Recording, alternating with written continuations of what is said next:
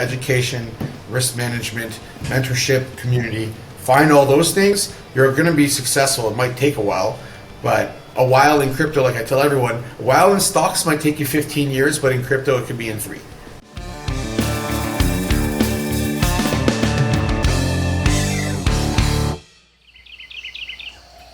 It's fun. It's wild. It's Dad's Gone Crypto. Welcome guys to Dad's Gone Crypto, and today we've got Coach K in the house, and it is a wild show. It's freaking awesome, and you guys are going to absolutely love it. But before we get to Coach K, please don't forget to subscribe, click the notification bell button, find us on Facebook and on Twitter, Dad's Gone Crypto. All right, guys, we have Coach K in the house.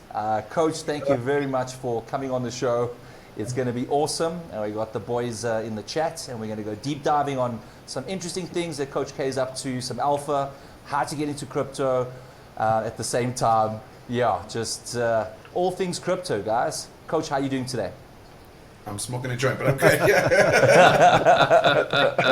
Joe Logan, we're very proud of you. Doing the Coach K experience thing, smoking a J, chilling, talking to a bunch of dads. I feel like that's it's a good way to start. Like let's chat, let's talk about crypto, let's talk about what reason I got in, what reason you guys get in, and what reason other people should get in, and not always focus on the price, but focus on like the revolution of changing how we deal with money, changing how we've learned from centralization over to decentralization, how both aren't perfect. There's hacks and stuff, but eventually that will stop. And then you have like your C5 platforms that go down too. So, we have to have this trust. And I think every cycle we kind of go through a broken trust or broken trusts with projects or with exchanges. They go down, and then we, every single time we get better.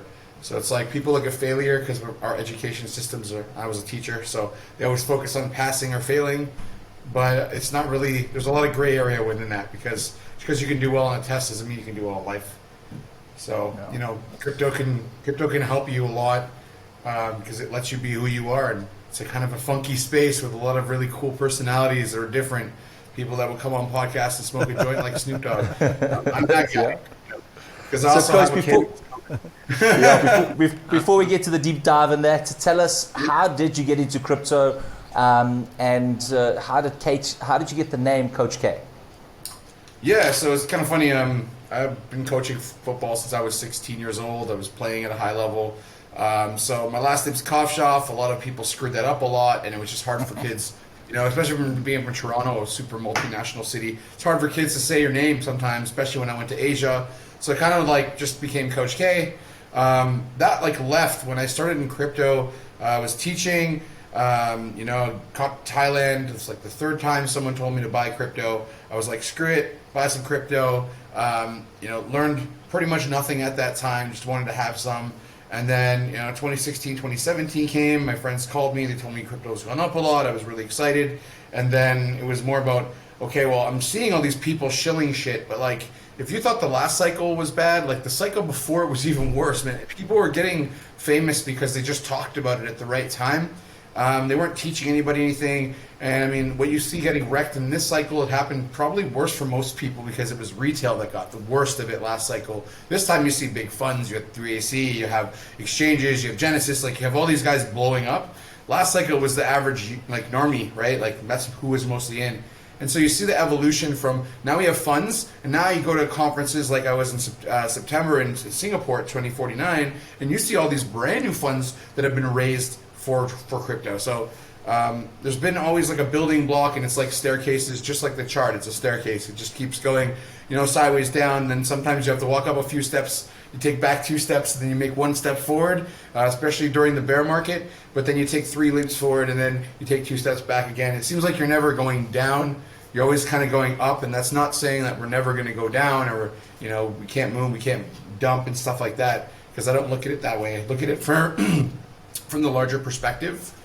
And I think that's what we all need to do is look from a not look from like a short-term get rich quick, but like a 5-year plan. Because in crypto, as much as you think it wouldn't really change your life, 5 years, if you just strategize, get to know the right people, get to understand what tokenomics are, get to understanding what utility is, what makes the most sense viably, that's what's going to take you like 3 steps forward in you're in the space. And I always tell people, like, I've made many people millionaires, but it was like telling them not to focus on being a millionaire, not to focus on money, but what can you do to help these projects add value to the space, add value to the communities, and that's how you really make it. Like, because when the market turns around again, the people that they saw, like the OGs like me, see committed, we're like, yeah, man, you've been grinding, bro. Like, this is a great project I'm going into. I want you to come in, and you kind of help those people. You mentor them, then you help them get to the point where their mindset is good enough that they're not going to just dump on all the retail guys.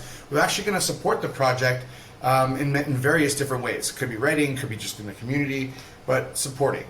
And so that's kind of where I came in. Going back to the original questions, like education. I started off with cryptocurrency education on Facebook. It really didn't hit because it was not something that I really played with the marketing side of it. And then Coach K came on later because it just made more sense. Like, I'm coaching people how to do crypto. So I eventually just swapped to Coach K. It was easier for people to know. There's already a famous Coach K in basketball, so it kind of made a lot of sense. And then, we went through that, and then, it kind of just evolved from me just never leaving, never being here and present when it's good, and then leaving when it's bad, but being here and present all the time and kind of helping people through the bear market so they can set themselves up for the bull. And I'm living proof doing it that anyone can do it. Money can come, money can go. It's just money. And I think that's something I like to philosophize a lot within the group that we have, is like really focusing on not the money, because at one point you're going to have enough money and you're like, okay, what else? What else matters? So really being a good human being, getting people not to be in a typical crypto group with just complete toxicity everywhere. We don't have that. And so it's really a community where people actually are happy when you say something like, hey man, I made a really good trade. Well, everyone's like, that's awesome. And then, everyone's kind of helping each other out. And if you look at crypto from the very get-go, that's exactly the ethos that actually made crypto like explode. Like, why do you think Shiba and Dodge explode? So I think that's a really important thing for everyone to look at when they're coming into space, that you don't have to do it quickly. Just take your time and try to be a good person, and don't get caught in the wash on Twitter of like this huge wave of negativity all the time. Focus on your goal. For sure. Yeah. So when you started out in crypto, I was just wondering, in your entire endeavor, like bringing the group and educating people and all that type of stuff. You briefly mentioned Thailand. Did you start out in Thailand, or how'd you end up there, and how did that help you out in your endeavors? Is that like a crypto-friendly climate for you? Well, Thailand's always been really, really friendly to the crypto environment, to be honest. But why Thailand? I was a teacher at the time, so I was in Korea. Korea was like super stringent on the students. Kids had like a lot of stress. I felt bad for the kids that I was teaching. Like, kids are 16 years old and have gray hair because of the stress. So I came to Thailand as a visitor for like 9 days, and I just loved it. Like, people were so happy here. So I moved here to another school, taught still for a few years, and then 2017 I was like, I'm done having a boss and listening to all these people. I want to work in a better environment, with happier kids. And then, getting into crypto kind of got a bad boss. And the one thing I didn't like as an entrepreneur is I don't like people telling me how I should do stuff if I know it works. Had this boss just like totally didn't trust anything I was doing. The kids are doing better in my class than the other ones, and he was like, I don't understand how that's happening. I'm like, I treat them with respect. I don't talk to them like babies. I tell them when they're fucking up that they're fucking up, and then they listen to you, because I was teaching high school. And so that and stuff is really important to me personally. So tough love. So then I came into Thailand, and it was like, once I went full time, it was just, there was already like a bunch of little events and things here and there. And I just started meeting all these right people, right? And like, I met a couple of really bad people, but you get the good and the bad. And that's with anything. I mean, you can say crypto has a lot of scammers, but so does real life. So does real life, man. Like, you can say crypto is used for illegal shit, but cash is used for way more illegal stuff. It's not traceable on a public blockchain if you figure out the address. So, the negativity that's get put on in the past and will come again, it's kind of come again in the bear market. When the Peter Schiffs and the Rubinis and these guys start talking all this negative stuff, you should sell your crypto. It's usually kind of the bottom. Like, generally, they call the bottom for you by telling you to sell at the bottom. And I believe they're part of a manipulation scheme, because it doesn't make sense why all of a sudden, other than Peter Schiff, but even him, he'll come on a rant like all the time for weeks and weeks all of a sudden when he hasn't said shit the whole bull market. Yeah. So, like creating entry and exit liquidity, right? That's absolutely. You don't think he owns Bitcoin? His son owns Bitcoin. You don't think he has any, or his son bought Bitcoin for him? Come on. Yeah, fuck yeah. Don't be naive, man. People are way too naive. They think everyone's black and white. There's tons of gray area in the world. So, Coach, you're a crypto dad, right? You have some children and a wife. And are they, since you love education and you're in this space, are you teaching them games or teaching them how to deal with crypto or teaching them about crypto? I'll just give you an example with my little one. I've got all my videos on YouTube lined up, and we fight for TV, and they're like, "Oh, Daddy, it's not Bitcoin again." I'm like, "You don't understand, children. That Bitcoin is going to buy your Lambo one day, right?" So, I mean, they're very, very young, but we're trying to teach them, the crypto ways and stuff like that. Are you doing that at the moment? Mm-hmm. I teach them like money fundamentals, because they don't really understand the difference between a digital currency or actual currency. They know they can hold money and it's cool. So it's more about teaching your kids when they're young what money is and the value of it. And I give them money for holidays and stuff, and then they have it in their wallet and they want to go out and buy something, and then they're like, "Oh, it's expensive," or they think it's cheap, and they're like, make them kind of educate them about money and the value at first. They know they have Bitcoin. They don't really. It's hard for a 6 and a 7-year-old to really grasp the whole entire concept. So I'm trying to teach them what money is, because Bitcoin is money, but it's money of the future. It's not used everywhere right now yet. But like when it hits $1 mil or 10 mil and the price fluctuations aren't very big, people will probably use points of a Bitcoin, 100 millionth of a Bitcoin to buy a chocolate bar or whatever else in the future. So when it comes to education, it's really, are they ready to listen? And they know Bitcoin's money, and they know Bitcoin's good, and they watch the videos that I do on YouTube, which is hilarious.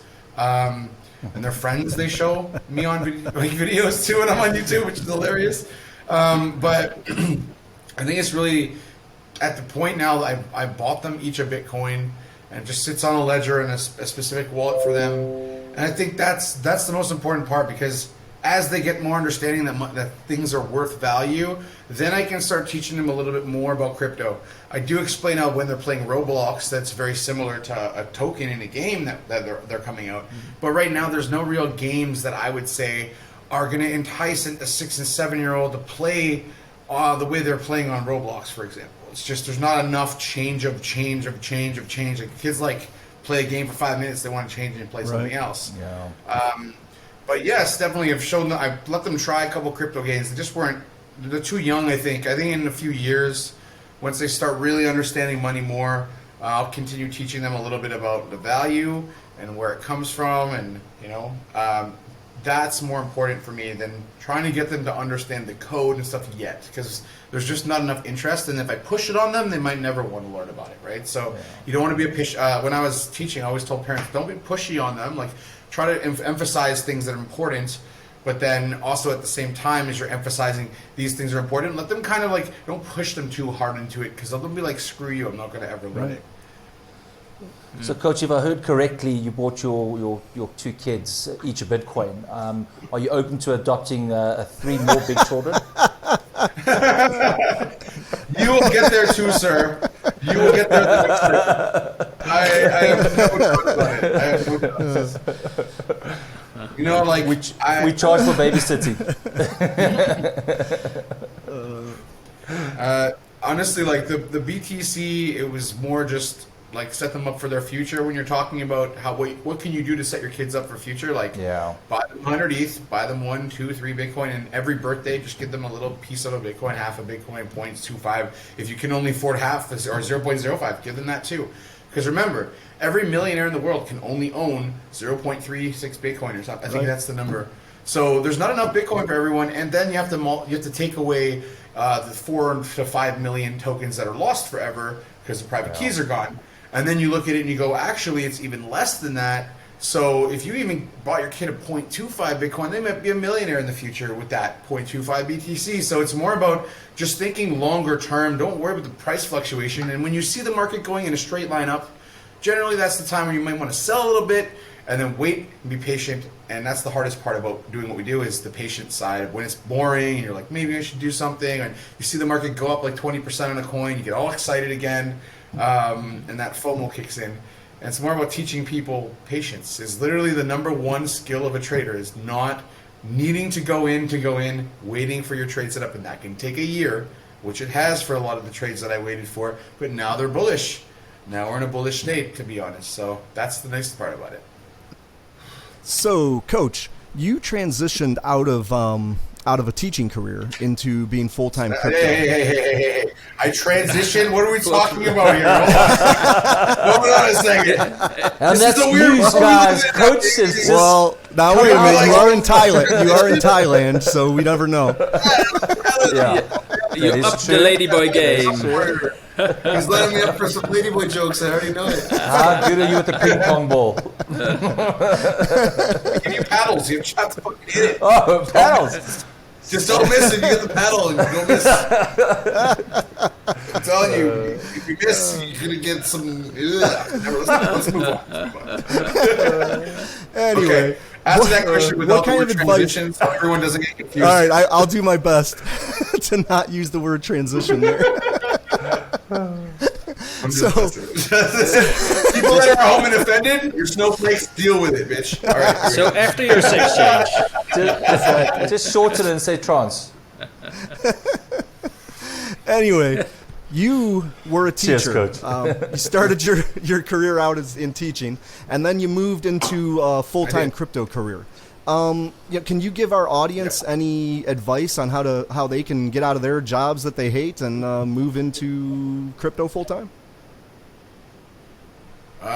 It's probably not the easiest path because, to be honest, what I had to do was work full-time in crypto and full-time in my teaching job until I got the right amount of network and the right amount of value add that I could add to others. So people are always going to look for, marketing. They're going to look for some new creative ideas. They're going to look for copywriters. They're going to look for influencers. They're going to look for marketing companies.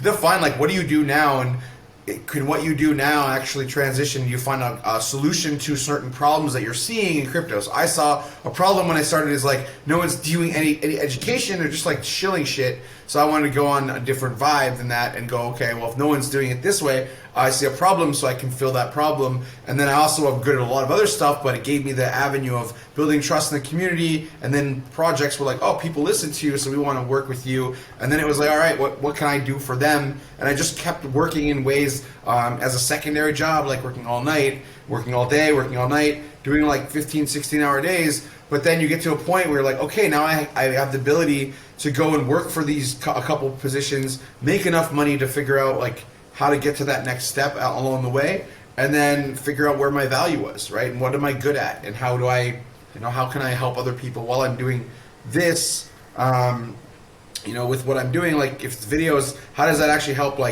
the people? And then how do I help the projects? Because, I notice the same stuff I know now, a lot of these projects don't really need to exist. They're just, they're there, but they don't really need to exist. They don't really have a use case.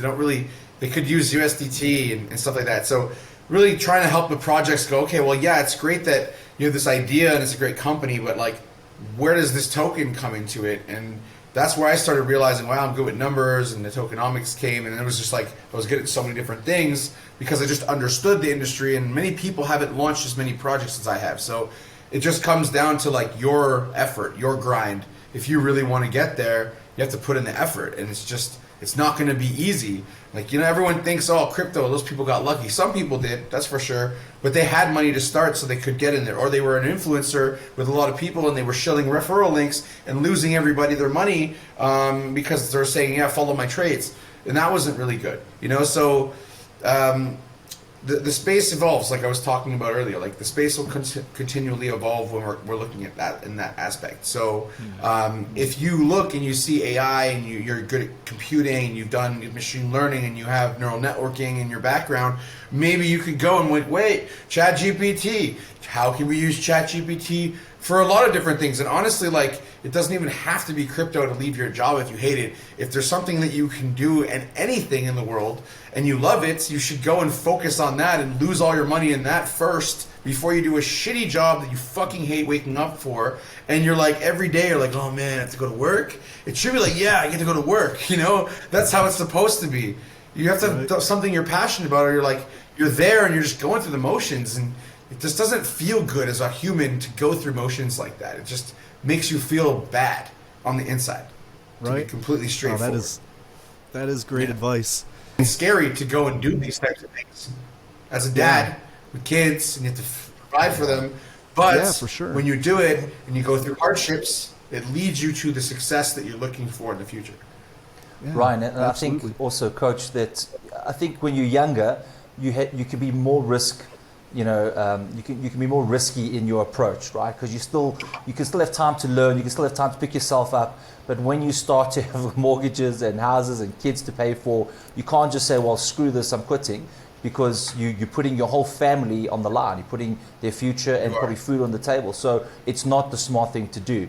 But I fully agree. It's like, you got to run a dual business, that when the one starts to pay the other, and you say, well, let me cut back half of this, so you don't lose, just in case, until you're making enough money to transition, then it's fine. Then you do it that way. Now, that's how I did it with my business. My parents had a manufacturing business, well, they still do, and I used to take the offcuts and I used to chop it up and create pillows, and I created Disney pillows, and I used to sell it at flea markets, right, for 7 days a week, for years, while I did my sports science business, my coaching business.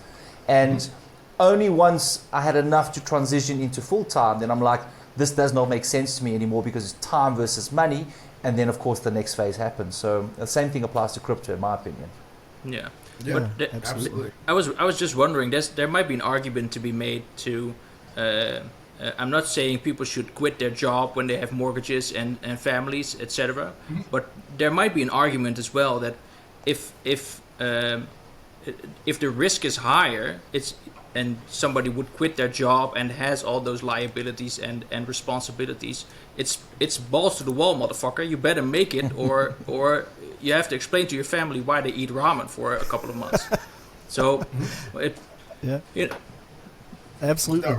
I didn't do that, but it might be an argument to for That's that. why I as said well. work 2 jobs. You have to grind. Exactly. You want to be successful. No one who ever got successful didn't work 16-hour days. Sorry, they get to chill now because they fucking figured it out, and they figured out the matrix of life, and now they can do whatever they want. But the reality is, the people that are successful that didn't have money to start, which is most entrepreneurs, to be honest. That's why Shark Tank's guy, one of the ladies on Shark Tank, says she likes to invest not in rich kids, but in kids that grew up with struggle, because you know how to go and deal with adversity. So I think a lot of people that you think, oh, they have it easier, or wow, they got a Bentley so easily, or they got a yacht so easily. They didn't. They worked really, really hard doing what they really enjoyed, and probably did a shit ton of stuff they didn't enjoy to get there. But that's the sacrifice you have to be willing to make if you want to change your life. You need money, so you're going to probably still have to work. That's the reality. But no one said after you clock out of your 8-hour shift that you can't work after taking care of the kids or whatever and doing 5 hours at night and just grinding it out, not having as much time with your friends or whatever. But that's sacrifice. I learned that in sports. You don't get to go to all the parties. You don't get to go to, frat week or freshman week and all that kind of stuff because you're practicing for a game. You lose out. You take time away from things you really would love to do, and you sacrifice. So if you take that same mentality and you take it in your life, it's really easy to be like, I'm willing to sacrifice to change my life. Are you willing to sacrifice to change yours? Are you willing to put an extra 5 hours in a day and do 30 hours or 40 hours more in a week with those 5 hours a day or 6 hours a day? Most people would say, no, I don't really want to do that. I like going home and watching Netflix and wasting their fucking life away. But in reality, they're the ones who are in the control of that. There's no one stopping you on the internet from learning anything. You can learn everything about ChatGPT, and most people know nothing about it right now. And you could be doing that as a business. You could be figuring out how to integrate ChatGPT into crypto businesses to get more, actual generic organic views and things. There's a lot that you could do right now, especially with AI. And even if it's not that, like, figure out what you're good at, and then be like, I want to do this, and do it. Like, you're your own worst enemy. I always tell people that. You're your own barrier. No one else stops you from doing anything except if it's illegal. If it's not illegal, and even if it is illegal, people still do it. But if it's not illegal, you know what I mean? Like, you can do anything. You just have to put your mind and your time and your effort. And yeah, you might lose money in that, but you can always make more money. So it's really about a mindset to be successful. Absolutely. So Coach, you have been a mentor to many, many people. After starting your alpha group and all of that. Can you tell us, did you have a mentor when you came in, and maybe tell us a little bit about that person if there was one? No, I just had a few friends that kept bothering me about it, and he kept telling me when I was in Canada visiting them after coming home from Korea. They're like, bro, we're doing this thing, and I'm like, this seems so stupid. They're like, oh, everything's kind of like an IP, but this is how they explain it, like it's all IP address. This is what they're saying. I'm like, this sounds dumb. Yeah, but there's only 21 million. I was like, I just didn't understand it because they didn't really understand it either. But they were mining the shit out of it, and they had like a computer fixing company, and they just left all the computers on all day, and they're mining blocks of Bitcoin with like laptops and stuff inside of a warehouse. Which is hilarious to me, because I sold all of it off for like not Yellow Brick Road. Help me out here. The drug thing. They did lots of drugs. They bought drugs. Silk Road, yes. Silk Road, yeah. I don't know why I was talking Yellow Brick Road. The Yellow Brick Road? This is a commercial for marijuana. Sometimes you forget shit that you already know when you smoke weed. Just like, You might have gotten to the Yellow Brick Road from Silk Road. It was a road. There was some things going on in that road. There was usually drugs being bought with those things, but my friends are funny like that. So it's like, how do you trust your friends who are using that to buy drugs at that time? So I'm like, nah, it's a scam. And then I moved to Korea. I moved from Korea to Thailand, and then my boys were like telling me about it, and that's how I kind of was like, fine, let's just look at this thing, and I didn't really understand it. So yeah, I guess. I forgot like most of the other part of the question. So, Coach, attention. I'm like, so Coach, you've amassed some fortunes in crypto, and I think you have enough money to put food on the table, maybe buy the grocery store or the food chain. But tell me, why aren't you retired on a beach right now? So why are you still in the game? Obviously, people get to a particular. No, you're not. You're still working. It's just a green screen on the beach. Exactly. Yeah. I mean, that's fun when you're on vacation for like 2 weeks, and then you're like, okay, now what? It's like you can't do that every day. It gets boring, and I'm too active of a mind to just, be like, oh yeah, I'm just gonna sit on a beach all day, every day.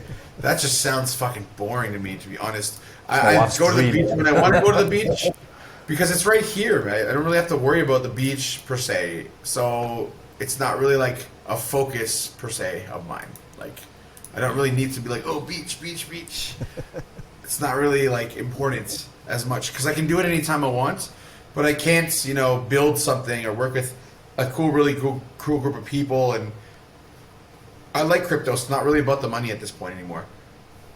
It's more about like, I know I can impact other people's mindsets so that they're more successful, and they do it on their own. I'm not there to do it for them. Like, everyone wants to just give me money and let me do it for them, and it's less exciting because there's just too many people, and I don't want to do everything for everybody. I want them to figure out how to do it for themselves because I might not be here forever. Anything could happen. So it's like, if you teach everybody how to do it, now they're like self-sufficient, and they're not greedy, and they learn to manage their emotion because everything that we do in trading, buying assets, anything that you buy, even buying a Rolex to hold it for a long time to sell it for later or just as a collection, like these things really matter. Yeah. So buying Rolexes are short time highs on your with your gains, right? Yeah, I mean, Rolexes are like a long-term investment. In general, they go up in value. So yeah, and like, I think that the group that I created was that was really exciting for me. Doing that with everybody, bringing a bunch of people that were cool, purging out the dickheads. Loved doing that. It's my favorite thing to do in my group. If someone's being a weirdo or like, I spoke to God and he told me this coin's going to go up. Well, sorry, Kyle, you're kind of out. But it's not Kyle Chase, by the way. It's Kyle from my group. He was a little bit more on the right side, left side, upside, and downside. He tripped himself. Not a bad guy, just like really friggin' like over the top. So we decided like, kind of doused out like, yeah, I think we want him to be out. Like it's too much. And kind of do that. And then, if you're being a jerk or you're racist or you're a douchebag, like I'm just going to kick you out. I won't let that happen around my group because I find that like once one person can do it, then everyone starts to do it. It becomes a very negative environment. And this is the most important part. The community builds itself if you manage to actually make it feel like a community. Yeah. Like people should feel a part of it. No one should feel singled out or like discriminated against or anything. It should just be like a place where you're safe to actually learn together. And yeah, sometimes stupid questions get asked from people that don't know, but then you have to remind people like these people don't know. It's not their fault. Like when you didn't know shit about a fucking seed phrase and how to use it, like you had no idea that you were making a mistake or not or anything. So if you're asking that question of how do I not make a mistake, it seems amateur in our group because there's so much maturity and OGs in there, even CEOs in there.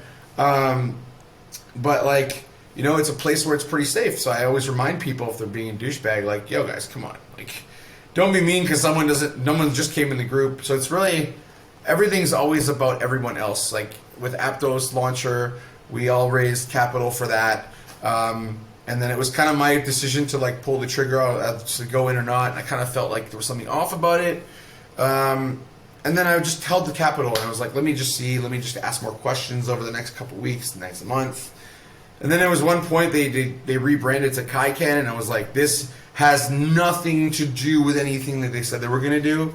And I was just like, yeah, definitely not sending in the money. And then refunded everybody. And that's like, most of these DAOs out there would rather make their 10% fee or some of them charge 20% fee and be like, sweet, I just made a bunch of money and now you're getting these tokens that are going to go to zero and you're screwed.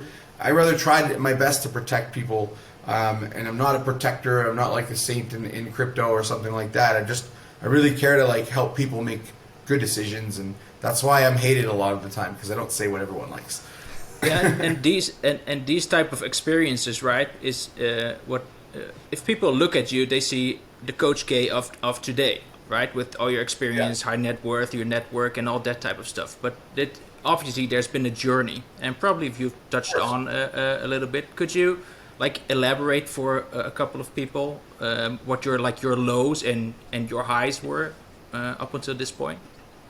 Yeah, I mean, like, there's obviously a lot of lows. I had a stalker that I started working with a guy. We were building a trading platform in 2018, 2019, to kind of like copy trade. But, like, I didn't know that my partner didn't, like, he was a self-taught coder, and there was a lot of issues that we ran into because he didn't know how to, like, packet things and make things easy to find and make sure that you couldn't save something that would destroy the whole platform despite having a period or a comma or something like that.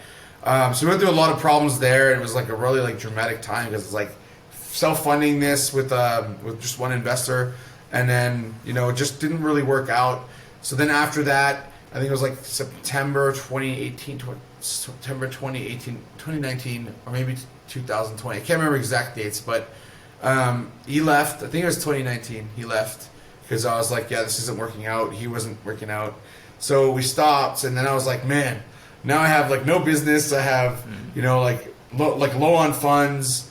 I'm like, shit, this is getting hard. Starting the first time I like questioned myself, like, am I doing the right thing? Should I go back to teaching? Like you have that mindset and you're like, wait a minute, I haven't failed completely yet. I'm going to keep going. And then the market started to pick up a little bit.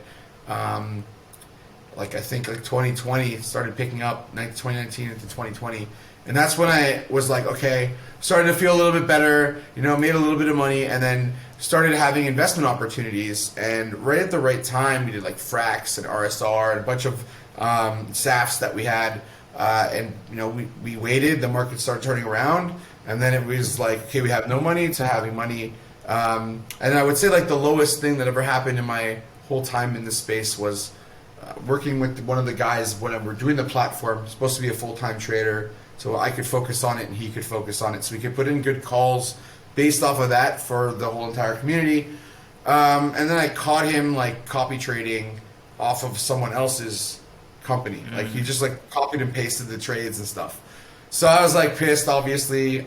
Confronted him, and then I was like, I'm out. Like, I'm done. Yeah.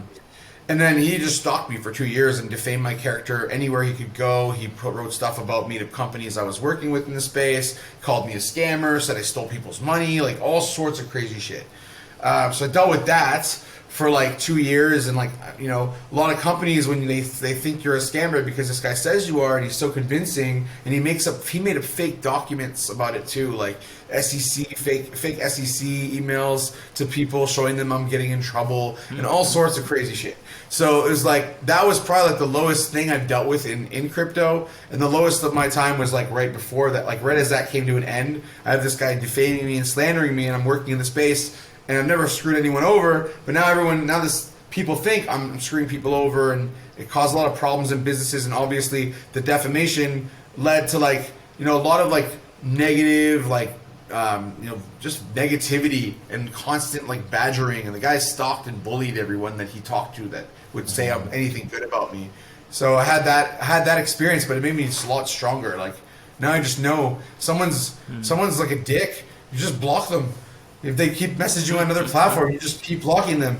If they want to say something about me now, there's thousands of people would say in the space, this guy doesn't do that. Like, this guy is not a scammer. He's helped over 100 people become millionaires without asking really for anything back. Like, I don't do it because I want people to pay me like a lot of the other guys. I charge a fee because it's gas fees and all this other stuff in the bull market, and it's just like I have a team and people need to get something for it. But really, I'm just investing myself and saying, let's does anyone else want to go in? Oh, you do? Okay, cool. Like, let's go in together then. Like, pretty simple. And you know, just basic OTC. I buy the SAFT, I OTC it to the member, and you know, then everyone can come in and everyone can win. And I think that's really important. But you can't do that for everybody, right? This is why I did the NFTs, because I don't want anyone to be in there. I want people that want to be there to be in there, and if they don't want to be in there, they can easily sell their membership to someone else. So it makes it transferable, and there's only a certain number, so there's only a certain number of people that can ever get in. And I think that's really good, because you can't be a community guy for like thousands of people doing what I do. It just doesn't work. And before I move on to my next question, how about your highs? Not the one at this particular moment, but in my your best day, you mean? like my right best now. day?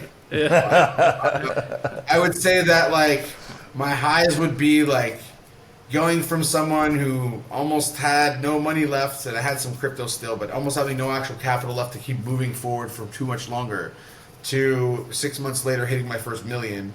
And then 6 months after that, having over 100 other people become millionaires as well, just because they were doing what I was doing, basically. Like, I was like, there's options for us to make money. If you can trust that, like, I'm not going to screw you over. And then, you know, a lot of the stuff we do in this space it's anything is on trust if there's any type of centralization in it. And obviously, a lot of these things are not in our control when a project doesn't put their stuff into a contract. They can change everything any minute they want.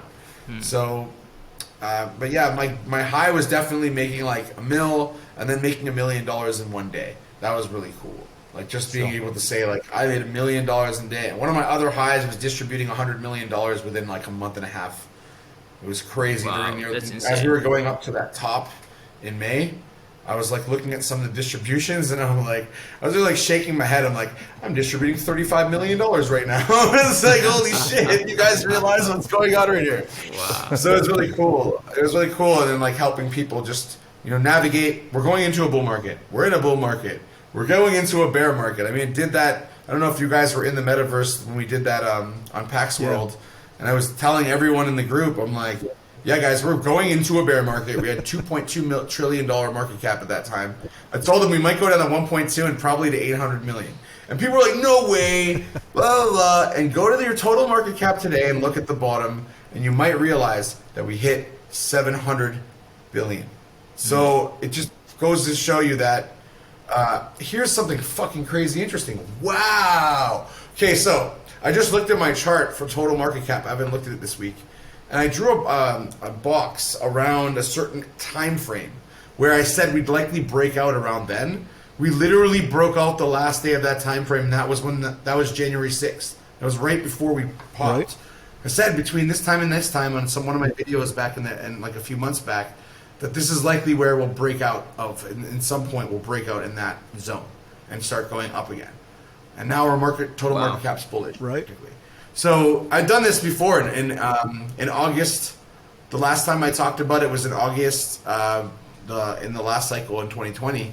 I said on August 17th, or October, sorry, not August, it's October 17th, I said, we're going to start the bull market. And people said, no, man, there's no way you're going to get that. And if you go to October 17th and you look what happened after, October 17th, the open was at 11,000, and then we hit, 65,000 the first time. From that, it almost pretty much went straight up after. So I don't do this. I'm knowing exactly sometimes, and usually I'm actually a week early or a week late, but it happens. So just a patience thing again. You have to know what you're going to look for. Like June, when I posted all those charts and said, here's the zones. Like 80% of those hit one or two of those zones. Like 80% hit at least one zone. Some of them hit both. Like Solana. And today Solana, if you would have bought at $12 and at $24, you'd be up right now because it's $24. So it's just stuff like that where you're just playing ahead. And then you just sit there and you could wait for 6 months, and all of a sudden, boom, January, bang, it hits the friggin' hits your goal, and you're like, boom, you hit 100% right away. And you're sitting there going, okay, well, it was boring for a long time, but trading, and anyone who's trading, okay, this is not investing. When you're trading, if you do 100% a year, you're killing it. So if you can do 100% a year in like the last 3 weeks, you can just close out the year and be like, I'm done. That's it. It was a good year. You outperformed basically all the regular finance guys, right? We'd love to circle back on that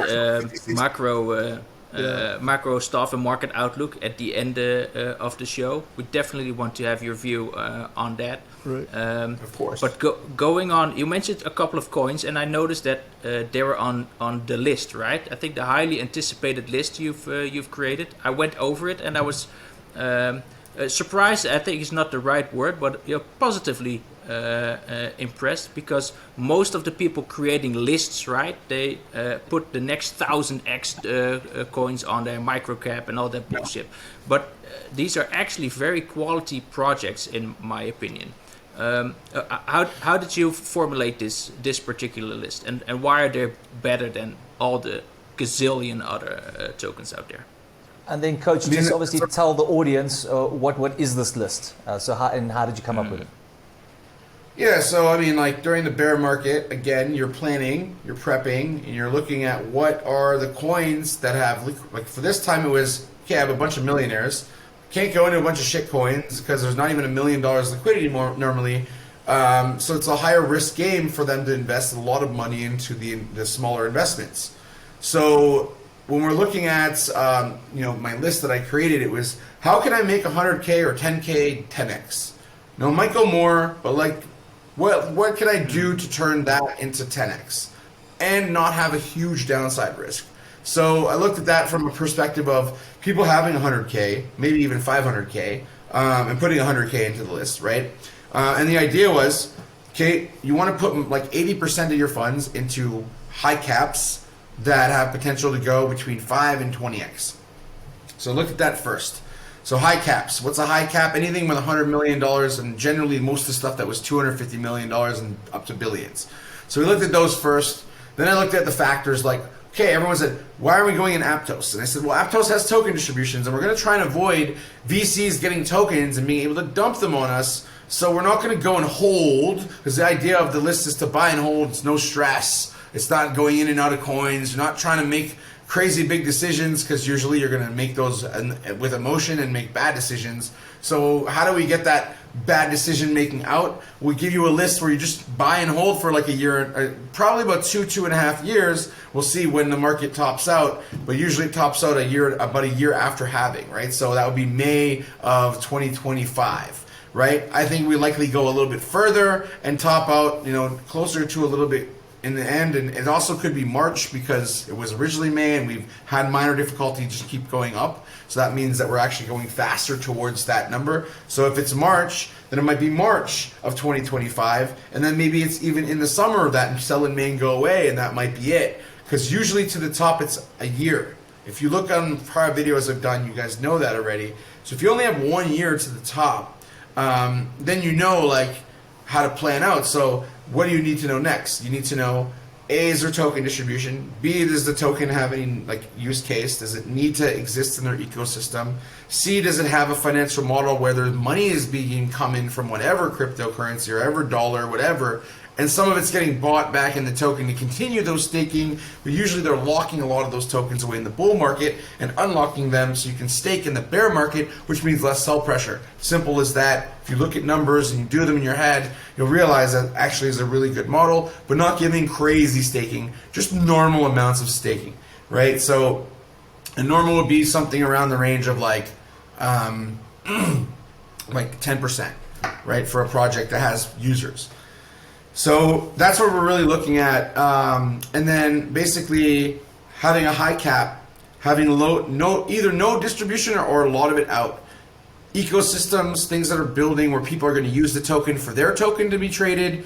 Your EGLDs, your ETH, your Bitcoin. Bitcoin isn't traded for other stuff with Sovereign, it might, but it kind of got shut down, so that might not happen, which was DeFi on Bitcoin. They have Portal now that's trying to do it. So any layer that's building shit on it, it's going to have a lot of value. So the first list was all about layer 1, layer 2, which ones are going to have the most viability, which ones have the most potential to grow, and where was their all-time high based off where the price is now. And I scaled the list based off how I would buy 100K of that first one.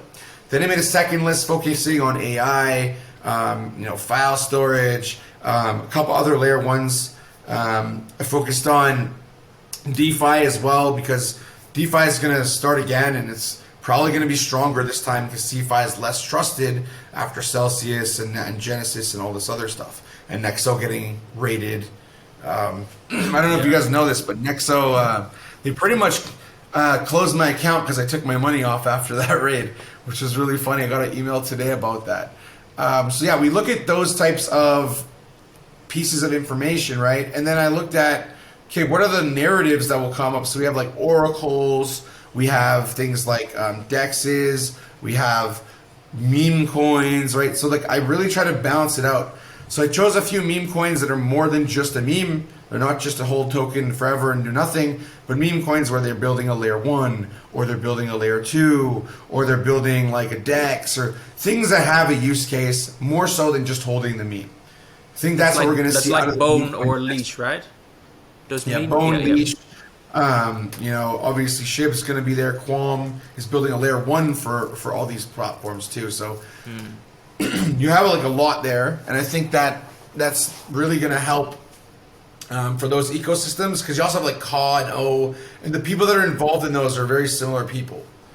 So knowing all of that information, it's quite easy to kind of take a small risk on that. I wouldn't go big into any of these things because you don't know. We've all saw what Shib did. It's always good to take the guys who are involved with that. A lot of those guys are the same whales that are involved, that bought in, that held all through the bear market, and see what happens with it. Because it's just like you put $500 in or whatever and you see what happens. Remember, when I bought Shib the first time, I had 2 buys. The first buy was 1/2 of an ETH, which cost $145 or something, $150. And then I bought another one for 1/4 of an ETH, and I had 4 trillion Shib tokens. And had I held those, even till today, it's 8 figures. At the top, it was $200 million. Wow. It was crazy. So the point is it's good to have exposure to that. And Dogecoin, it will also go again. So it's not like Doge won't go as well. Because when the markets truly start to be bullish, the real true bull, when I'm this is actually the bull market, not we're bullish on TA, then I'm going to be really excited. Because right now we go to 30K, reject it, and come right back down. It could very much happen. If we get above 30K, then we're starting to look pretty good. Because 30K is not even, 30K is more than a 50% drop from the top still. Like the top drop is like 34, 35K.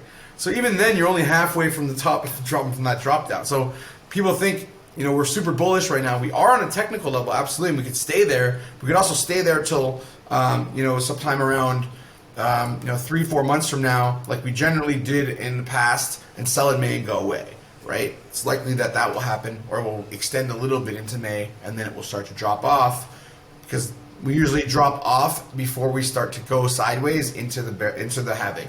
And that's generally what we normally see, and everyone thinks it's going to be different this time. How is that for your super cycle that you guys called last cycle? Let's put it that way. Yeah. All right, guys, and just for the time of the recording, Bitcoin is 22,452 and ETH is 1,537. So you can use that as reference at the moment. All right, Coach. So you're wearing a fantastic shirt over there called the Coach K Experience.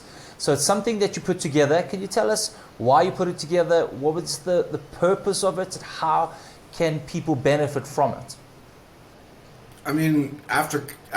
Let's keep it real. After COVID, everyone just like wanted to reconnect with people because it was just like so transient or something. Like you just weren't actually connecting to anyone. You were talking to them on Zoom and not really like feeling anything from that type of conversation. So the idea was, let's bring all the crypto community heads, big CEOs, exchanges, VC funds, influencers, marketing companies, PR companies, celebrities, and mix them all together and only have 100 people there. So instead of having way too many people and way too many events and too much people to talk to and constantly trying to work a room and feeling like you're never really connecting with anyone, and then you leave the conference and you feel like, I don't know who the hell these people were. I have a photo with them, but we never really talked about anything, and having to like grind, like get the people that value all together, and then let us all, have fun activities to do. So, normally you're at a conference, you're standing up, your feet hurt, you're trying to talk to everyone. It's really tiring. And then you go out and you party and you get drunk, and that's where the real fun and real connection happens for a lot of those guys, right? And so I wanted to kind of give people, the ability to still go party and get drunk and have the fun part that they could do, but during the day, give them activities where they're not like standing and having meetings and in an uncomfortable environment in a suit uncomfortably. So bring them to Thailand, put them on a yacht, and put some of the other people on a helicopter tour, put a bunch of people to go to like elephant sanctuary and like let them have a great day, have a really fun time together, and connect with each other. Because when you're doing that, you're not formal as much, your mask is off, you're just talking about life, you're getting to know people on a real. And then, after a while, you're going to eventually use one of those questions that every human asks when they meet someone is, what do you do? And so then you have that real connection where you already want to listen to this person. It's not this next person that's annoying you at the conference, asking for your time, that you don't even know who they are, you know what they do, you know that this list is curated, you know the people come work in the industry, you know the people that come either invest, they trade, they influence, they do marketing, but they're doing something in the space, and bringing in some like UFC fighters, and next time even probably some bigger celebrities, because obviously working in the cannabis industry has connected us with a lot of people. But also there's people in LA right now, like they came and they had their own Coach K experience, and now they go around and tell everyone like we really good chaperones for a lot of celebrities. So working with them and like giving them a great time too, and not having people there that are going to be like goo goo gaga about the celebrities, because they're just normal people like we are, and people like to pedestal them, and it's really annoying for someone when they're famous and celebrities. They want to just be themselves.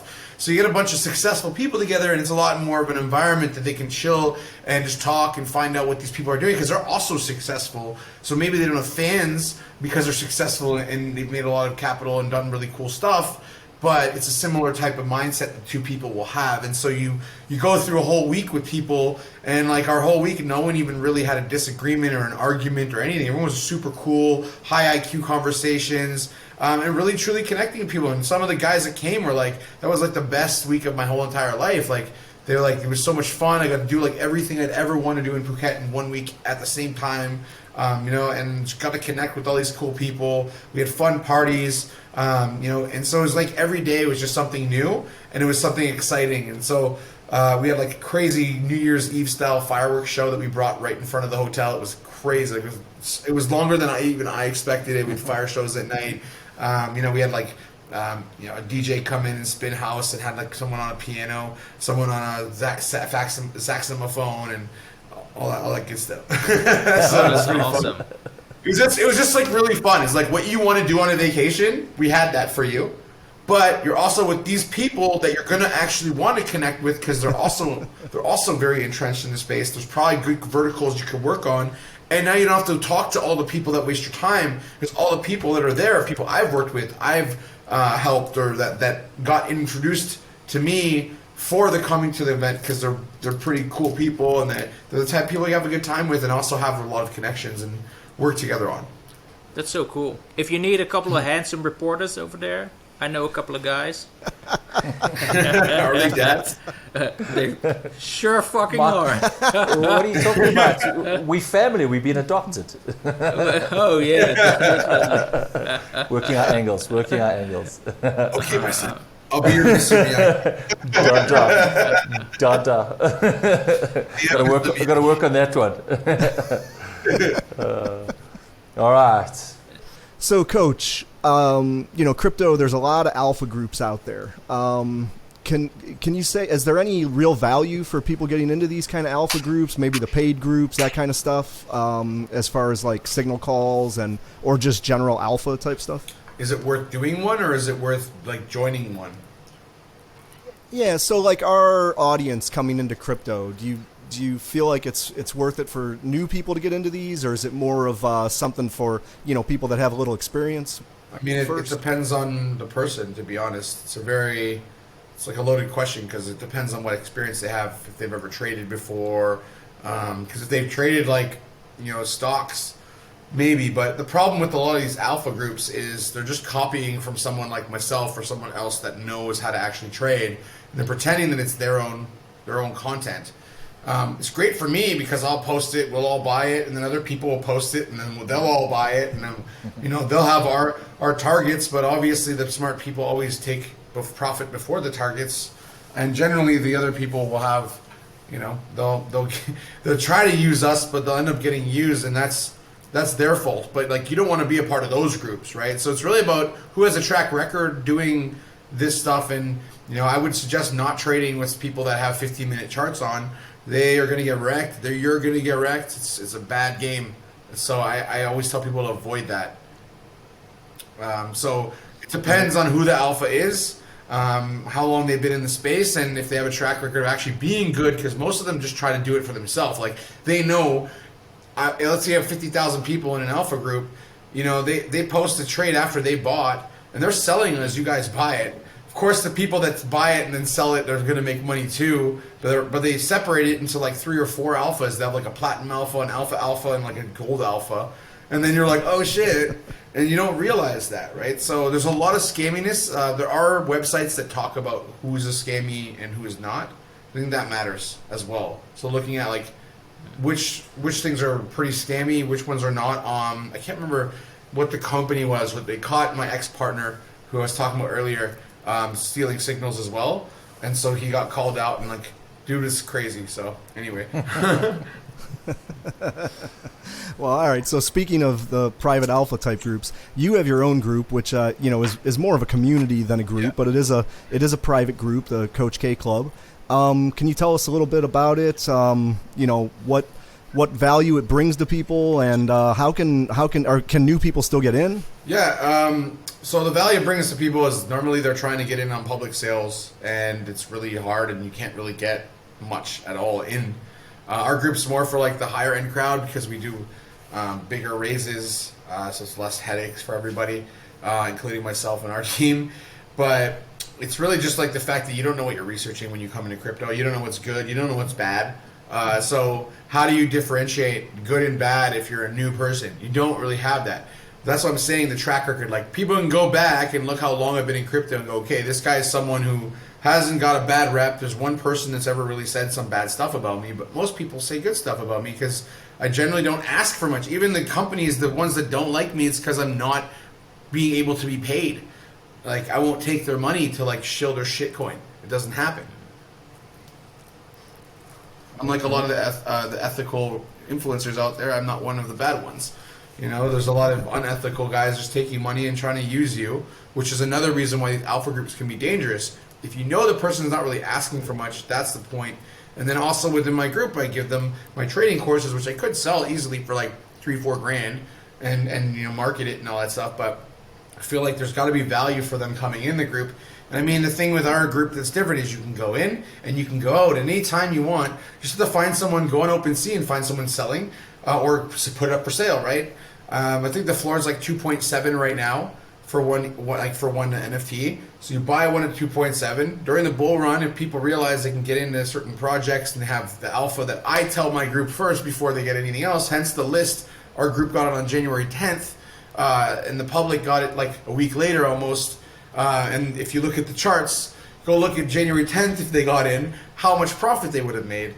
And so that's the point. I give them the edge, and it's because it's my community, they're my people, and everyone can talk about everyone else in the community the same way. They're people. We're a pack. You know, we work in a group, and then that's how it works. And a pack mentality works, and people want to be a part of something, and we exclusivize it because we don't want too many people in there because it's hard to manage that. You know, it's hard to manage all the different people and be there for everybody. So we want to keep it really fair for everyone that comes and works with us. And not really work with us, but kind of become part of that community where we are driving the force. I've had a lot of the guys come in and want to work as a moderator or do something else. I connect them with projects. I'm like, yeah, this guy wants to do it. Like, give him some hours and pay him. So there are a lot of ways within our community that I connect a lot of guys to their first crypto jobs, or encourage them to leave their job after they make their first 500K and be like, figure it out. You have 500K, you have time. So now you have time to figure out what you want to do and what do you love most and what do you want to spend your time and what are you passionate about. So that's really my goal, is like making them get the same realization I had. You don't have to work for someone you don't like. You don't have to have an asshole boss and just deal with it, and so you can have a paycheck to paycheck job. You can get that paycheck and also figure out how to make more with that. And like I said, it doesn't take very long. Coach, yeah, basically what we see, you can go see and try to find. I'll go check right now if there's any for sale. I think there are a few.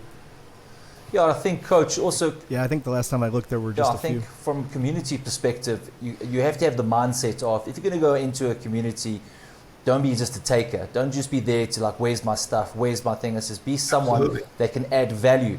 Like often in the chats, you'd read some guys are experts in certain areas, and you listen, you read, you're like, wow, I didn't see it from that perspective, and it adds to you, and you feel that maybe I can contribute in this way. So if everybody's contributing, your community gets stronger. You know, you can't just wait for that deal or that thing, because then you'll be waiting a long time. And even if that deal doesn't come about, then you think, what am I in here for? Be someone that gives. And that's just a message out to our community as well, is that don't just see it as a taking system where I'm going to make money and just retire. What can I offer, or what can I learn to offer and give to that group as well? Absolutely.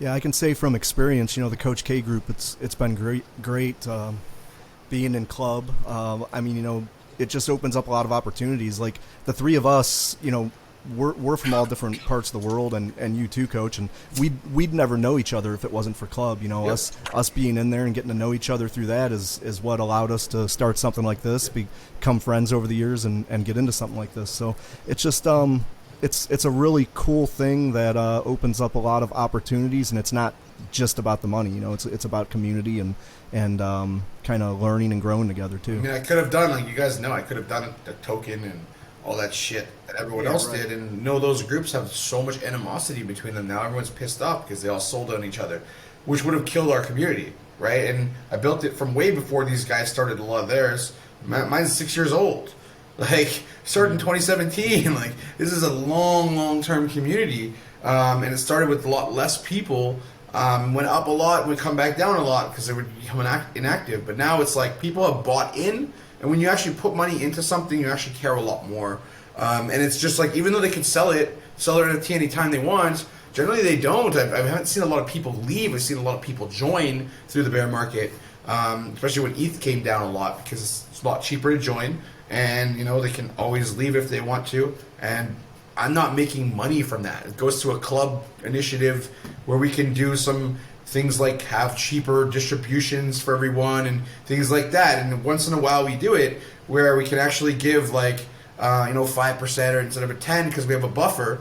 to like if ETH goes crazy, it's $300 per address. We have 100 addresses. It gets really expensive. You can use that as a buffer for the club, so that I don't have to pass that on to everyone else. And that's the things that like I do in the group, because I want everyone to win.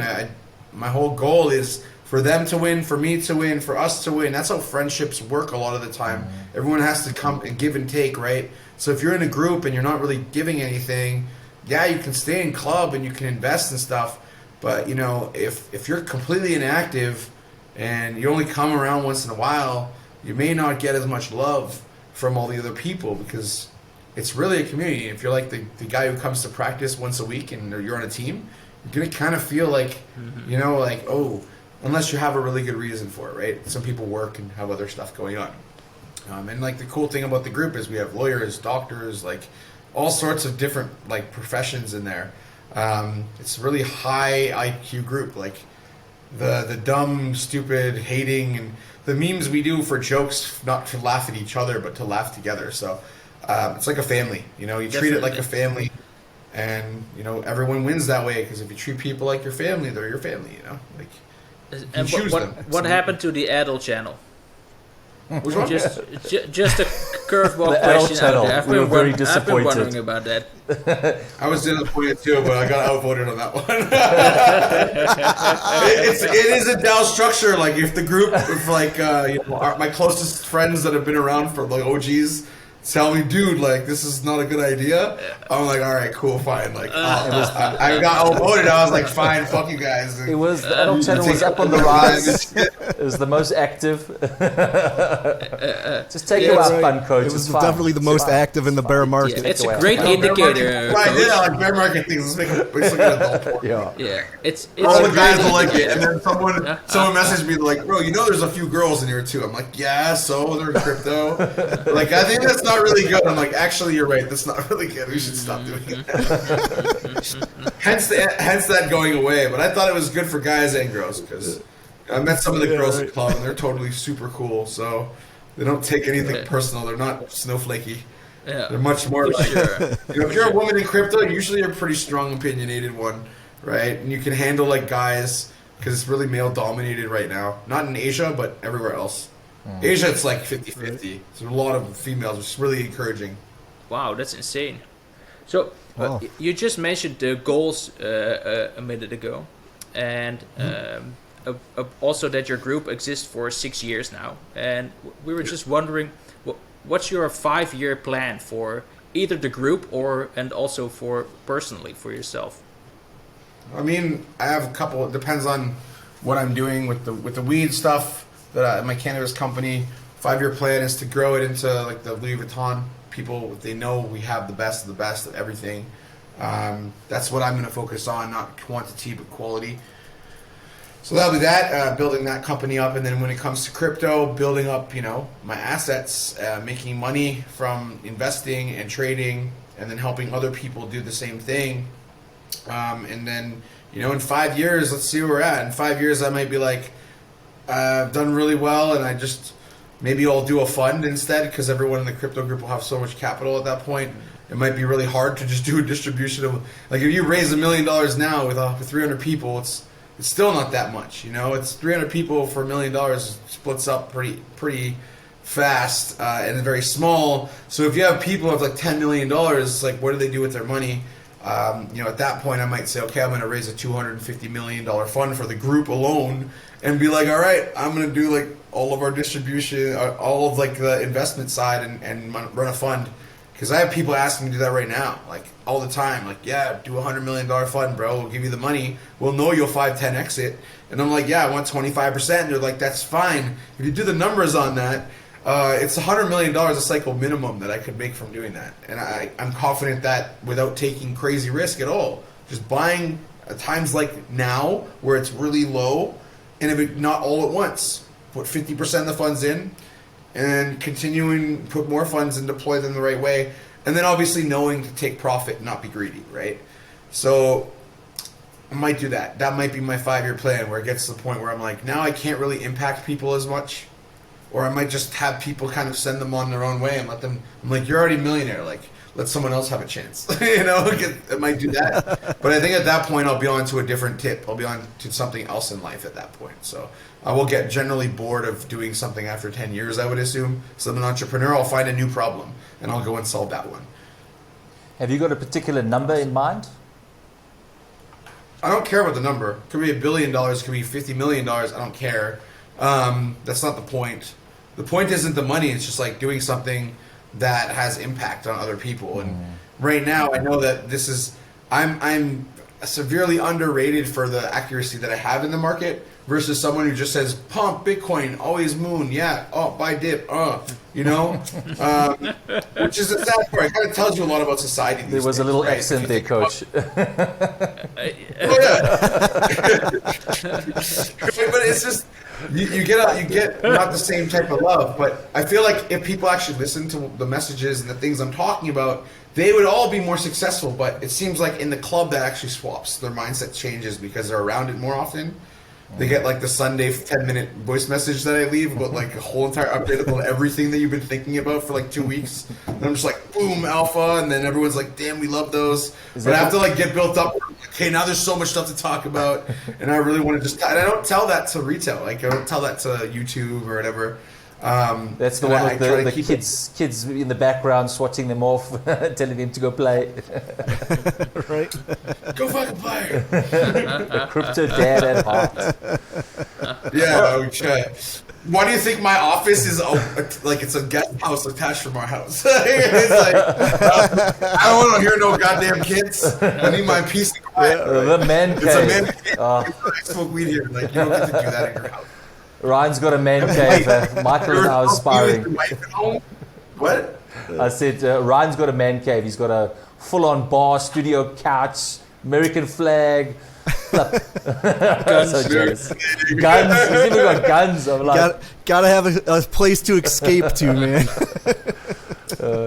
I got my box, man. My box is awesome. It's like a little Tupperware. Everyone thinks there's food inside. It's just all weed shit. It's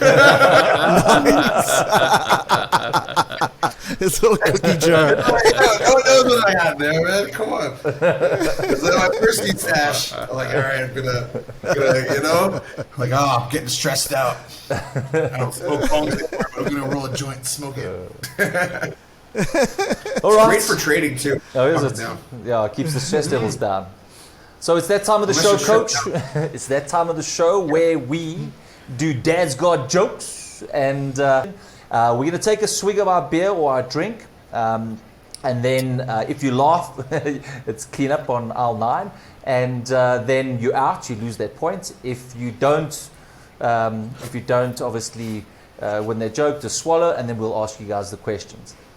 All right. So I'll start off. You trying to use that on the wife or what? Exactly. What are you drinking there, Coach? That looks like an interesting beer. San Miguel Light. It's good. All right. And Ryan, what are you drinking? I've got the Great Lakes Christmas Ale, brewed right here in Cleveland, Ohio, from Great Lakes Brewing Company. Nice. So. Michael, you a bit under Excellent. the weather. What are you drinking? Glass of milk? Yeah, I'm the designated pussy over here. I can't drink at the moment due to some medication, but I got lemonade, but it's passion fruit mojito flavor. You can smoke a joint though. I'll take that. Yeah. There you go. Look at Coach. Sharing's caring, Coach. Pineapple Mac, man. Some good shit. Definitely. All right, I'm out of beer. I'll sad to say I need to go shopping, but I've got some white wine over here and my wife's glass. I'm never drinking again. Oh look, it's 1 o'clock. Right, you're allowed to use your wife's glass. With permission. I just haven't told her I stole her wine. She's going to flip out in the next half an hour. Wish me luck, boys. All right. You gotta have a bottle of gin somewhere just for her for that. Yeah, I'm going to have to get into the car and go to the bottle store. Tonic. All right, here we go. So, Coach, you're going to take a swig. Michael, you're going to take a swig. And I'm going to take a swig. Ryan, you are going to tell the first joke. And then you're going to hold it in your mouth, Coach. All right. All right. So, what did the dog say when his owner asked him how he looked? Woof! Come on, it's a dad joke. Ryan, yeah, you've had better. You have better. Well, I'll laugh at it myself. Not one of your best, but we'll give it to you. We'll give it to you. All right, Michael, you up? All right. Just take a swig, boys. So, what do you call a snake that works for the government? A civil serpent. Not bad. Not bad. I Not should bad. get extra. You didn't I even should, laugh at no, your I own should joke, get extra so. points for that because I cheated and asked ChatGPT to write me 10 dad jokes. No, did You're you? supposed to ask That's hilarious. ChatGPT the best dad jokes. Yeah, right. You are getting We're 5. really, you do realize that's not possible because they're dad jokes. They're not supposed to be the best. There's no such thing. The best of That's the right. worst dad It's supposed jokes. to be the worst. We're cringy as fuck. Get your kids Ryan, to shake. More about time. You're just trying to get your kids to shake Ryan, their heads. please make at a you. note that Michael will be drinking for that one, for cheating. Oh, for sure. Next time he's bet. As soon as he's not under the weather, he's That's it. definitely We drinking for punish that one. him one way or the other. All right, I Coach, drank you up? cognac and whiskey for the first 2 sessions, so I'm. Yes, We're with a about even. straw. With the straw. All right, Ryan, Michael, take a swig, and I'll take a swig. Coach, you're up. So mine's very crypto. What do you call it when a group of apes start a company? Monkey business. I might need one of Try to those. keep it. I might You need got one of like those that? joints, Coach. Yeah, I'm high and it's not even funny. Yeah, we're probably gonna have to find you as well, Coach. All right. Sean, let's Oh, see look if at you can Sean's make us face. You're prepared, right? Where's my band? Start some push-ups here. Yeah. Coach, don't die me yet. I haven't told my joke. Yeah. All right, you boys are ready. So, guys, my wife and I decided not to have kids. We're fine, guys, but the kids are taking it pretty bad. Nothing, hey? Nothing. That's One a, loses. is that just a real life scenario? Shit, it's getting bad in the Chat South. you can make any- It's getting bad. Is that what you call load shedding in South Africa? You feeding that tiger that's on the loose?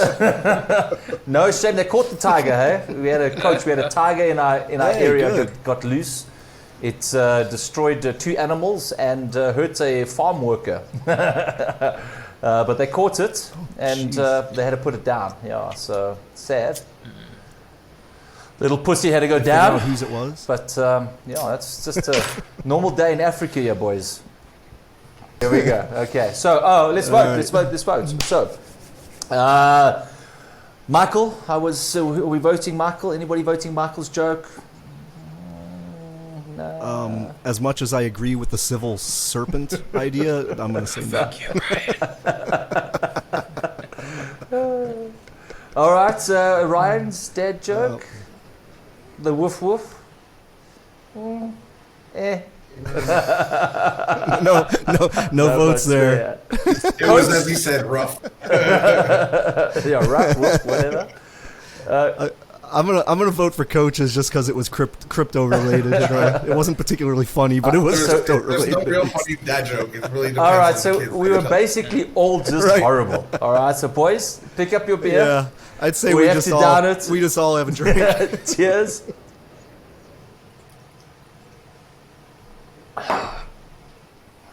As they say, you could do better, guys. Yeah, next time we'll do better. Huh? Yes, sir. All right. Well, hey, Coach. We always like to end our segments with asking our guest what their top tip is on how not to get fucked in crypto. What can you add? And to coach, that? it's not your tip. Well, what? Too It's soon. not my tip. What? It's not your tip. Oh, Lord. I'm trying to get some extra points here. Sideline points, nothing. Tip, guys, just the tip. How not to get fucked in crypto is first of all, learn before you start. Don't just YOLO and just go in everything, follow the FOMO and the hype and the excitement. Actually, like right now is a great time to learn about private keys, learn about like how to store your crypto safely, where you can put like crypto, like is it a hot wallet, a cold wallet, like learn the basics, right? It's like when you go back to sports and your first day back at practice, they go walk through all the fundamentals again. So it's kind of like when you start anything, you should start with the fundamentals. So learn those first, and then learn not to give your private keys to people, and like learn how not to get scammed, because there's always someone trying to take advantage of you, and that's and you don't have the insurance all the time that you have, through going to traditional methods like your credit card. So you have to be a little bit more careful. So knowing that first, and then knowledge is power in crypto. So what makes a token good? What's a good team? What's a good idea versus a bad idea? What actually solves a problem versus doesn't?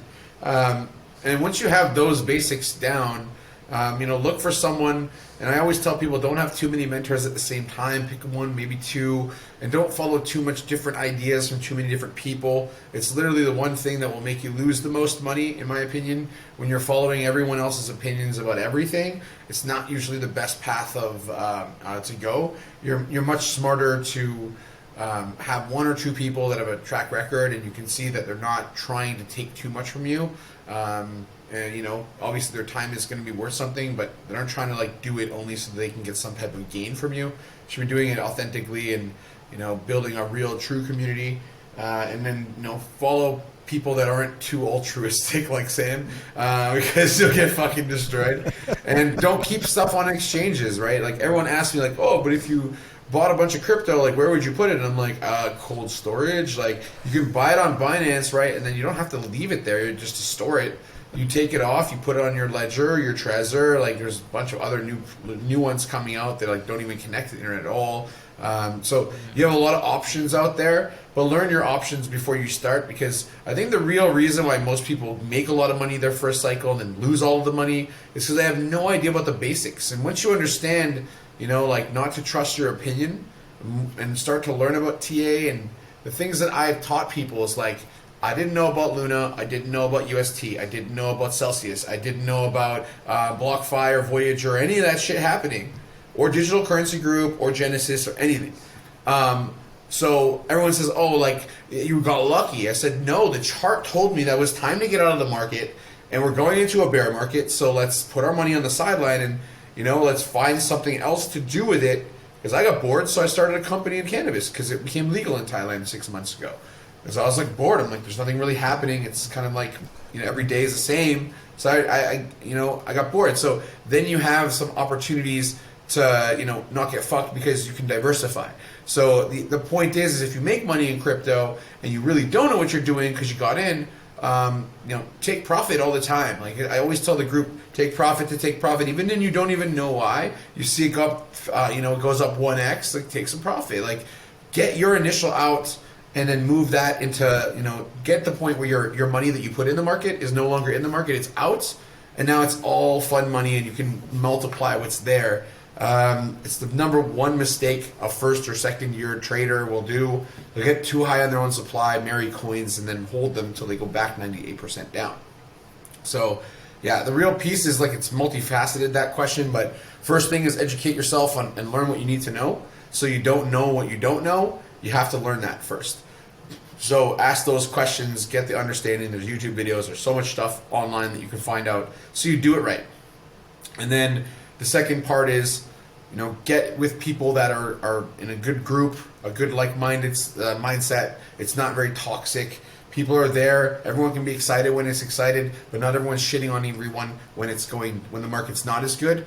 So you look for that type of community, more mature crowd, and then try to focus on those types of people and those types of groups, and then educate again yourself about what it makes a coin valuable, what makes a token valuable, why is a blockchain better than a token when you're coming from investment's perspective. And once you learn all those pieces, and it takes a long time, like I tell everyone, trading takes 4 years to actually spend on a chart to really actually understand what you're looking at and trust yourself in the strategy.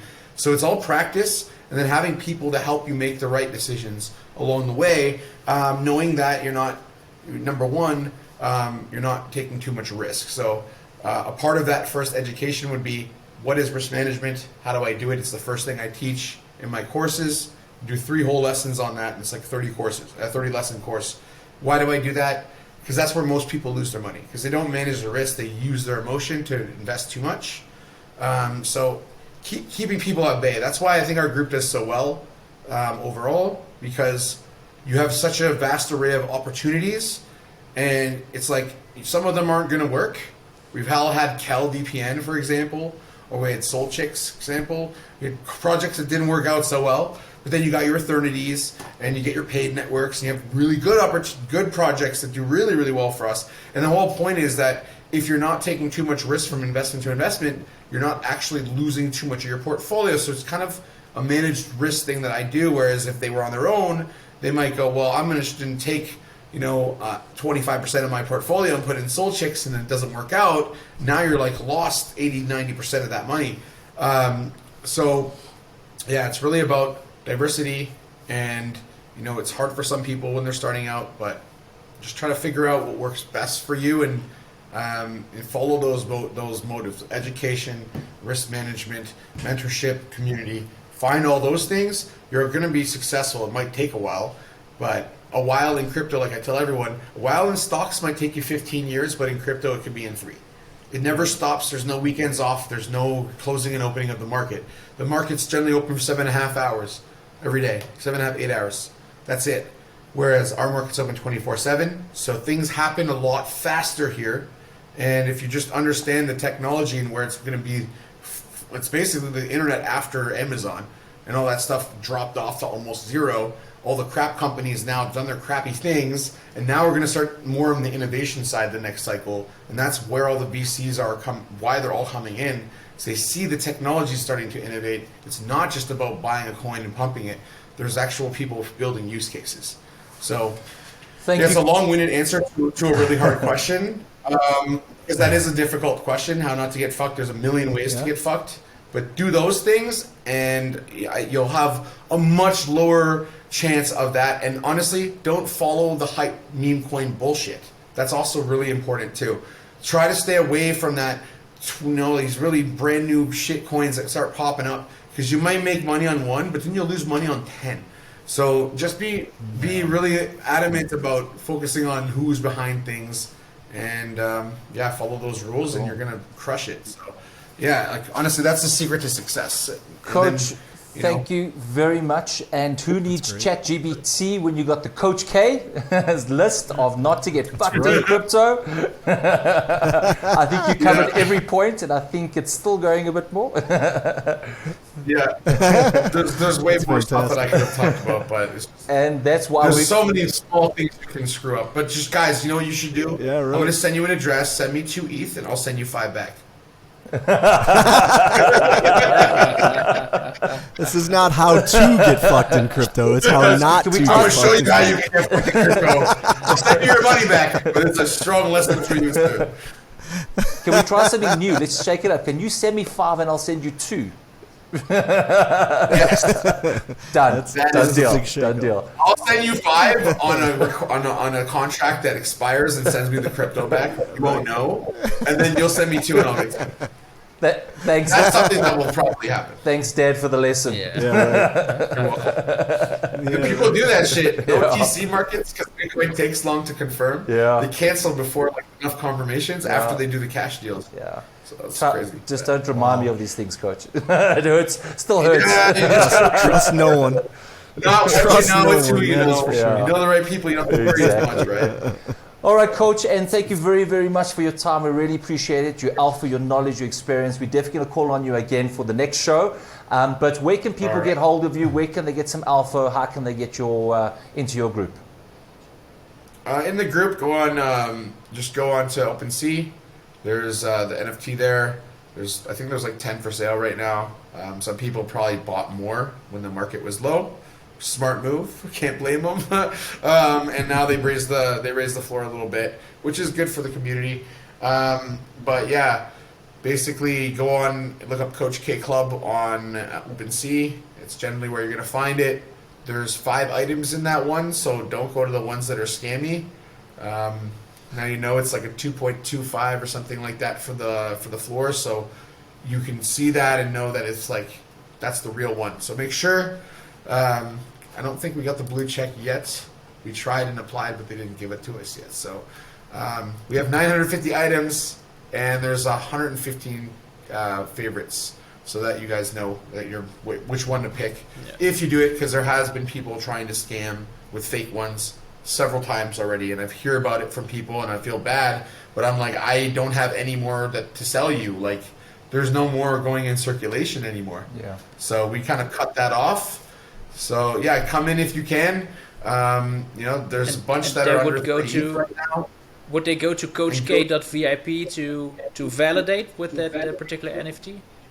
Yeah, so how it works is you buy the NFT, you go to coachk.vip, and the NFT actually unlocks our website, which unlocks like my lists and our trading courses, and eventually we're going to add in like a private sale, like Launchpad style thing, so that we don't have people send in too much money, which is generally a problem during a bull market. To be honest, it just takes a lot of accounting after that. So try and make Alicia's job a little bit easier. But yeah, basically my main platforms are Twitter, but all the platforms, just so you guys know, there's a lot of fake me's on every single platform, and there's nothing I can do to stop it. But the one thing that you have to know is always is just Coach K Crypto, like it says right here on the thing down below. If you look for it, there will not be any underlines. There will not be official. There's only Coach K Crypto on all platforms, from TikTok to Instagram to everything that I've done when I started. So everything is Coach K Crypto, one word. So don't get scammed. I've had friends of mine, family members get scammed by fake Instagram accounts pretending to be me. So don't be one of those people. Be smart about it, and if you go to coachk.vip, all the links are there, so you'll know that you're going to the right one. But yeah, if you just went down here and you put that exact thing in any of those websites, you'll have the real me. So don't talk to the fake me, please. Or if you do, try to scam them. No. Because they're dicks. They're dicks. And we are out. Coach, All right. thank you very, very much. We really you. appreciate it. Thanks a lot, Coach. This was a lot of fun. For sure. It's supposed to be fun, no? Yeah, 100%. Yeah, for sure. The material and information presented in this recording are for entertainment purposes only. Do not misconstrue what you hear as investment or trading advice. Always do your own research. The views, thoughts, and opinions expressed by the guests on this recording are their own and do not necessarily reflect those of Dad's Gone Crypto or its hosts.